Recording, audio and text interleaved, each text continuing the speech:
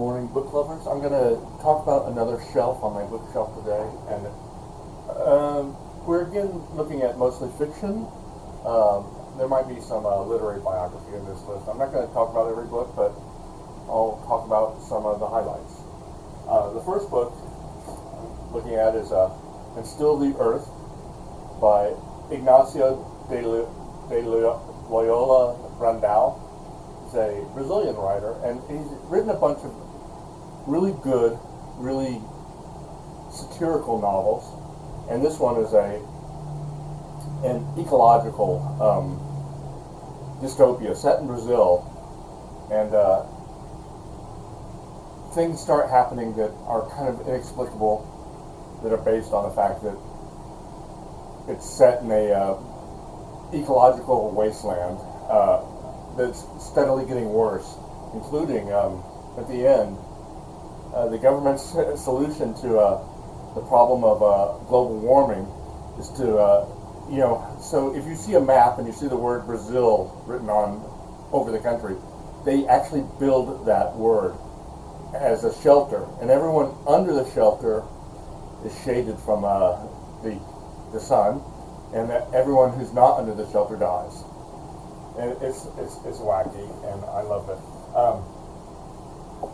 Here's a classic of Soviet-era literature by Mikhail Bulgakov, The Master and Margarita, and essentially it's about the devil coming to Moscow, and it's funny and weird and surreal, and obviously wasn't published in the Soviet Union until much later, after the author's death. Very briefly, this is Apocalypse by William Burroughs and Keith Haring, the artist, and it's where I get the name of this blog from. I think it might be one of the first lines in yeah. So here's the introduction to Apocalypse, and the first line is: mariners sailing close to the shores of Tuscany heard a voice cry out from the hills, the trees, and the sky. The great god Pan is dead. Pan, the god of panic, the sudden awareness that everything is alive and significant. And I didn't read it. I heard it on a spoken word disc by William Burroughs, and of course he spoke it in his well-known nasal voice. So, the great god Pan is dead, and that's always stuck with me. Now let's look at Italo Calvino. I've always liked Italo Calvino. I read a bunch of his books. This is If on a Winter's Night a Traveler, and the first chapter is about how you found the book in a bookstore, and he talks about how you go to a bookstore and you're assaulted by books that you're interested in, and he classifies them: books you've been planning to read for ages, books you've been hunting for years without success, books dealing with something you're working on at that moment, books you want to own so they'll be handy just in case, books you can put aside maybe to read this summer, books you need to go with other books on your shelves, books that fill you with a sudden, inexplicable curiosity not easily justified, etc. And that description of a book lover's presence in a bookstore rings so true. And of course, Italo Calvino was an amusing, fantastic writer. I'm going to skip ahead to Geoff Dyer. I have a bunch of Geoff Dyer books. The one I'll mention here is has a hilarious title: Yoga for People Who Can't Be Bothered to Do It. And at the time I saw this title, I was doing yoga really faithfully, almost every day. Although at this point in my life, I can't be bothered. But I should, because it's good exercise. Anyway, it's him traveling around Southeast Asia and Europe and so on. So it's sort of a travel book, but it's also him as a young man, and he's got these sexy girlfriends, and he's and it's, I don't know. For me, it was definitely sort of a callback to a youth that I didn't have. Let's go to Your Scattered Bodies Go by Philip Jose Farmer. Philip Jose Farmer was a science fiction writer. He died a few years ago. I can't remember what year. And this was a book, I think I read it in high school, and it's a 4-book series. And the premise is that godlike aliens, for somewhat mysterious reasons, although the reasons become later clearer as the series goes along, have dumped everyone who ever lived.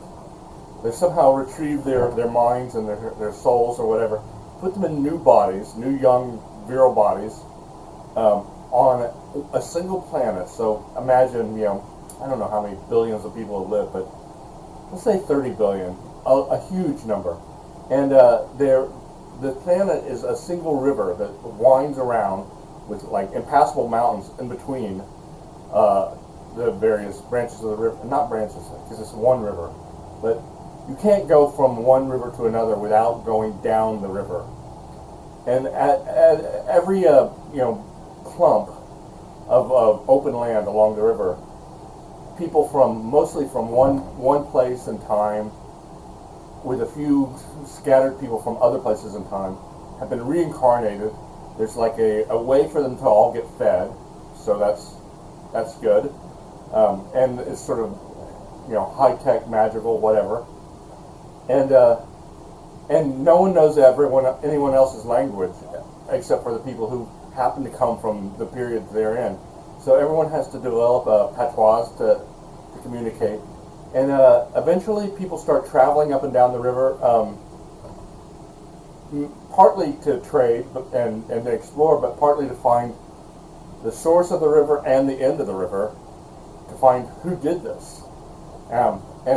It's, it allows Philip Jose Farmer to include famous characters from history as characters in his book.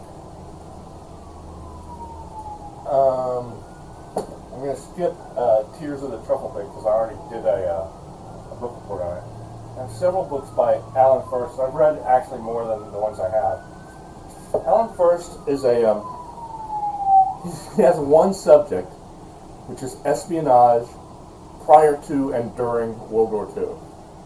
And this one, The Spies of Warsaw, I actually just watched a English adaptation of it, which is really good and, by my recollection, pretty faithful to the book.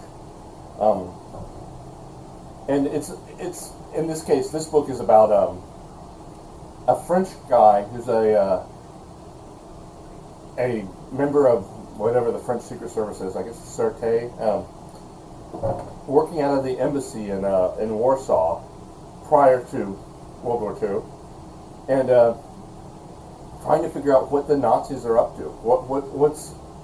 What do they have up their sleeve? And what he's discovered is that they're figuring out how tanks can go through a forest. And this seems kind of trivial, but really that's how the Nazis invaded France, by sending tanks through the forest in in Belgium and into northern France around the Maginot Line.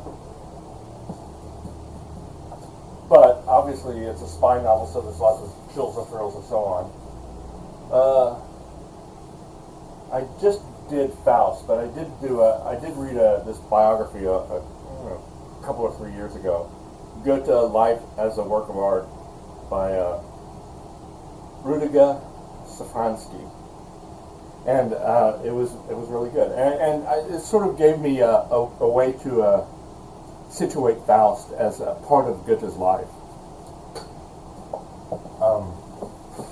Another literary biography, although not quite the same caliber subject, is Born to be Posthumous: The Eccentric Life and Mysterious Genius of Edward Gorey.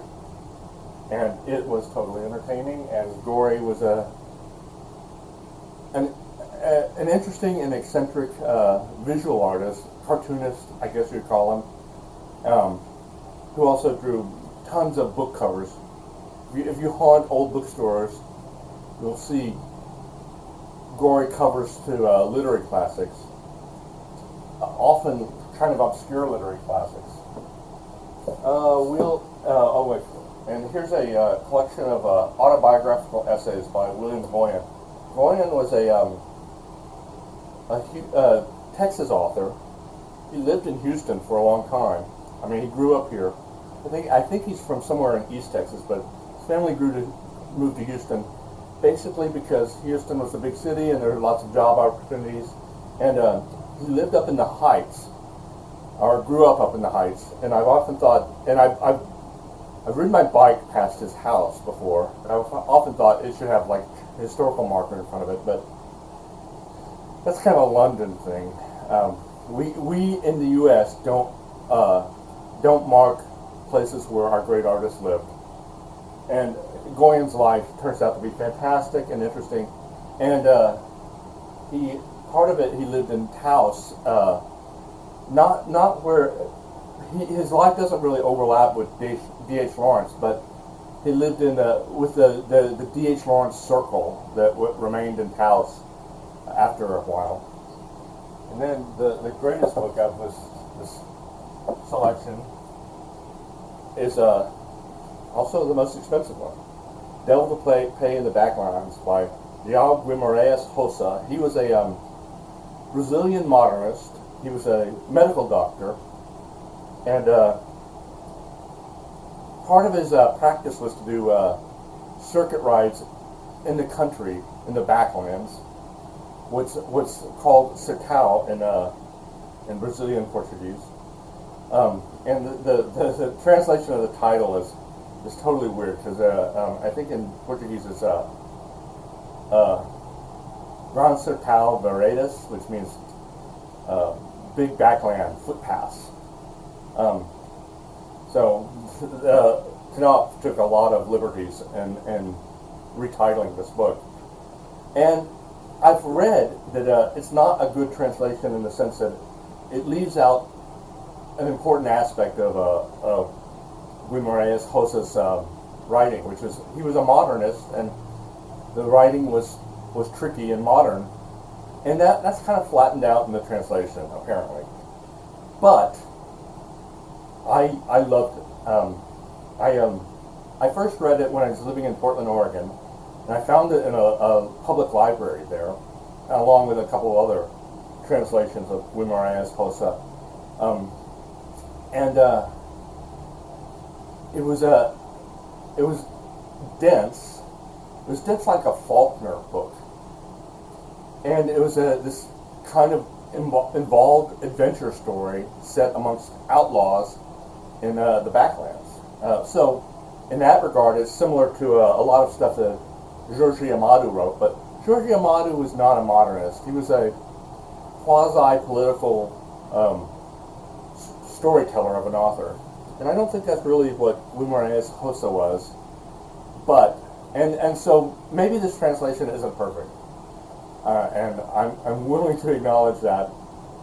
But it's really readable. And the fact is, I checked it out from a library, and I later mentioned that to a bookseller here in Houston that I had done that, and he said that's amazing, because usually if a collectible book is in a library, book dealers, unscrupulous book dealers, will check it out and then never return it, just pay the fine, and then they have this highly valuable book to sell. So the fact that I was able to check it out from a library is amazing. And this book I did buy from like book collectors online, and I paid $300 for it. It's by far the most expensive book.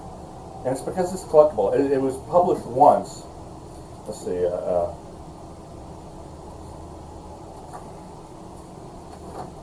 Published once in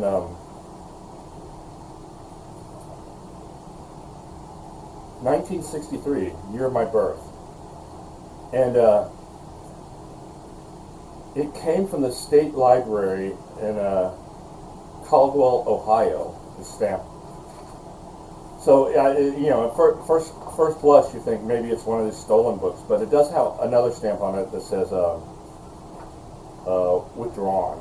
So I think they the library took it out and discarded it because it probably hadn't been checked out in years. But I wish some American publisher would bring the works of Geoff Guimarães Rosa back to print, just as they've done with Clarice Lispector, who was another one who hadn't been published in English for a long, long time, but has recently had pretty much all our books translated and published. So this would be another Brazilian modern master to publish. Anyway, that's shelf 2 of my my library, and I hope I've given you some good suggestions of books to read. Goodbye.